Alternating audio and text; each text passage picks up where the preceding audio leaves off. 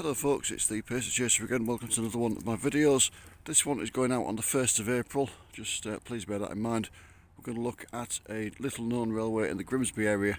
It's been here for about 17 years, from 1930 through to 1947. I'm at the back of what's now the Young's Works between Ladysmith Road and Humberstone Road. Now this factory was originally built, it's been massively expanded over the years, but the original part of it was built by the Grimsby Fish Extremity Company in 1930. Now, obviously fishing was a major industry in the Grimsby area, and fish processing was and still is a massive industry as well. When you landed the fish you had to fill it and process it and things like that. But prior to 1930 the fish fingers were just cut off and thrown away, and a couple of local businessmen thought that was a massive waste. So they did some experiments. They found if you rolled them in breadcrumbs or covered them in batter, you could grill them or oven cook them and then eat them. So they set up the Grimsby Fish Extremity Company to process and produce fish fingers. Their names were Edward Richin and the wonderfully named Sir Algernon Omega III. And they set up, as I said, the Grimsby Fish Extremity Company, known as GFEC for short. They actually patented the design of fish fingers as well. They were the only people allowed to make them for a while. Now they applied to Grimsby Corporation for permission to build a factory on this site that we've just seen, just behind me there. The corporation weren't that keen, to be honest, so they said they could, but as long as they took the finished products out by rail. Now that was a bit of a problem because there wasn't a railway line here. The nearest one was about a mile that way, the East Lincolnshire Railway that I did a two-part video on. But a lot of the property between here and there was already built, so it would have meant compulsory purchasing various houses, pulling them down. The other alternative was to go down here, across Wheelsby Road in the distance there, where you can just see the traffic, and then swing round through what were then fields and the woods. But that would have been quite a long line and quite expensive just to serve one factory. And the council thought that the plan would fall by the wayside. However, Richin and Omega realised they could get round the conditions of the council on a technicality. So what they did was they built a short railway line at the back of the works, just behind me there, along here and down to Wheelsby Road there in the distance, where they built a transshipment yard. So basically the fish fingers were transported on a train along here to the yard, and then they were moved across onto road transport and delivered by road transport. Now the council were hopping mad, but there was nothing they could do about it. Obviously the condition that the stuff had to leave the factory by rail was being met. Richard and Omega also tried fish toes, but that didn't work. They couldn't get the bones out of them, so they weren't as successful. So they stuck to making fish fingers. So the factory was built and opened in 1930 along with the railway. As I say, they patented the design of fish fingers. Nobody else was allowed to produce them for the first couple of years.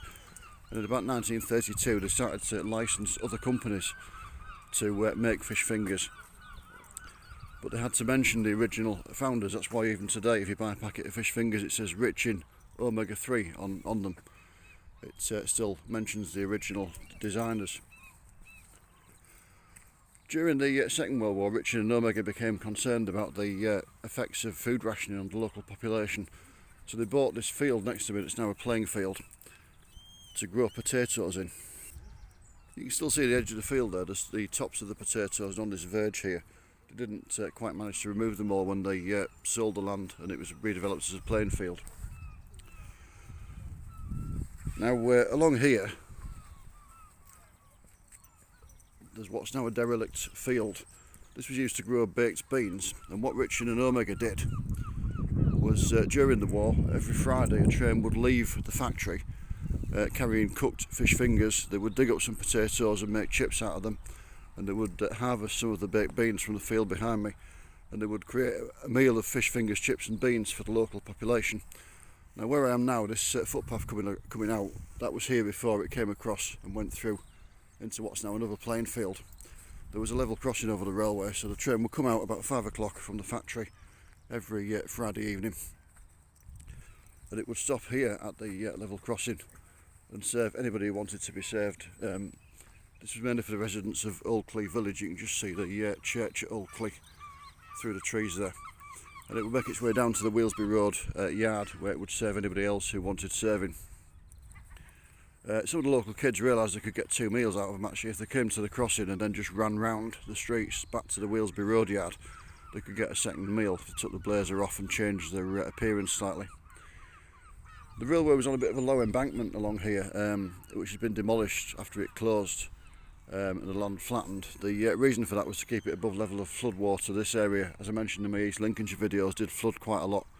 There was also a concern that if the fish fingers came into contact with water, they might come back to life and start causing problems. There'd been a film in the late 1920s, before they started to use fish fingers for food purposes, called Attack of the Killer Fish Fingers, where some fish fingers that had been cut off a fish that was being processed came into contact with flood water and went round starting to attack people. It was a very real concern of people in the 1920s and 30s that this might happen again.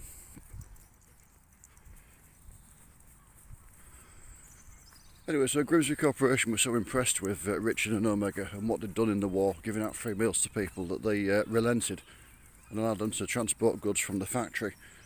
So the necessary roads were built in 1946 and the railway closed in early 1947. The last job that the railway had was to basically scrap itself. So it was removed from the works downwards. The trains were used to transport the track and material, and then down to the Wheelsby road yard where it was taken away for scrap. As you can see, nothing remains of the railway today. But and then ahead of me there, where the wider area is, that was a transshipment shed. As I say, trains were met their way down and the fish fingers were being moved off them onto road vehicles and delivered onwards. And the last use for that was to remove the scrap track. There was a sink installed somewhere in this area. You can't really see anything of it nowadays. The reason being that obviously health and safety wasn't as advanced in the 1930s and 40s as it is now, but they didn't want mucky plates and knives and forks going back to the factory, so they used to wash them at a sink somewhere in this area. They got a prisoner of war from a local camp, a gentleman called Hans Datdu. You may remember he was actually name checked in an advert in the 1980s for Fairy Liquid, Hans Datdu dishes. But yeah, he used to come down every week. He'd get a free meal for his troubles, and then he would wash the plates, knives and forks. And they modified one of the wagons with a special drying rack, the kind of thing you'd find on your draining board at home, but much bigger. They'd put the plates and knives and forks on it and then transport them back up to the factory once they'd been washed, and the air rushing around the wagon would dry them naturally. Obviously it only worked on dry days. On wet days they had to do it by tea towels back at the factory. That's why you still hear some of the older residents of Grimsby mention on a rainy day that it's tea towel weather. But yeah, that's it. So as I said, the railway closed in 1947 and no trace remains of it now, save for the top of the potato plants in the corner of the field there. So this is going out on the 1st of April, as I said. The plan was for me and Alfie, there he is, to board a train to Liverpool, but unfortunately there's a rail strike today, so we can't do that. We're going to go to Notting Ash in North Liverpool and look for the remains of the railways that served the Jambutty mines, made famous by Ken Dodd, the late great Ken Dodd. But we'll have to do that at a future date. But as usual, thank you for joining me, take care, and I will see you again soon. Bye for now.